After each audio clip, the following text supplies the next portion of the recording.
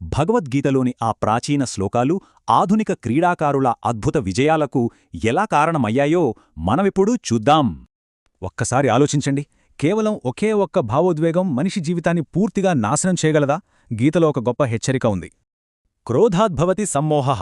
శ్రీకృష్ణుడు చెప్పిన ఈ అద్భుతమైన శ్లోకం కోపం వల్ల వినాశనం ఎలా మొదలవుతుందో కళ్లకు కట్టినట్లు చెబుతోంది.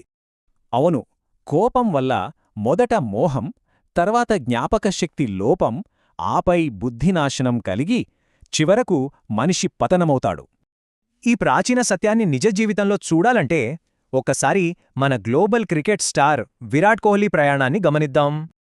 కెరీర్ మొదట్లో మైదానంలో కోపంతో అరుస్తూ విపరీతమైన అగ్రెసివ్ స్వభావంతో ఉండే కోహ్లీని మనం చూసే ఉంటాం కదా.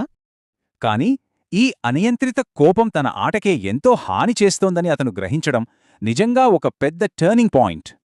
అతని నాటి రియాక్టివ్ గతం, నేటి క్రమశిక్షణతో కూడిన భవిష్యత్తు మధ్య ఉన్న ఈ వ్యత్యాసం చూస్తే ఆశ్చర్యమేస్తుంది కదూ. ఆ వినాశకరమైన కోపాన్ని కఠినమైన ఫిట్నెస్, రోజువారీ ధ్యానం, అద్భుతమైన స్వీయ నియంత్రణతో అతను పూర్తిగా జయించేశాడు. ఇలా తన భావోద్వేగాలను సరైన దారిలో పెట్టి ఎప్పటికైనా గుర్తుండిపోయే ఒక గొప్ప క్రీడాకారుడిగా అతను ఎదిగాడు. కోట్లాది మందికి స్ఫూర్తిగా నిలిచిన అతని ప్రయాణం చెబుతున్నది ఒక్కటే: కోపాన్ని జయిస్తే జీవితాన్ని గెలిచినట్లే. ఎలాంటి కష్ట సమయంలోనైనా సరే కోపాన్ని నియంత్రించుకునే ఆ శక్తే మన భవిష్యత్తును పూర్తిగా మార్చేసే బ్రహ్మాస్త్రం.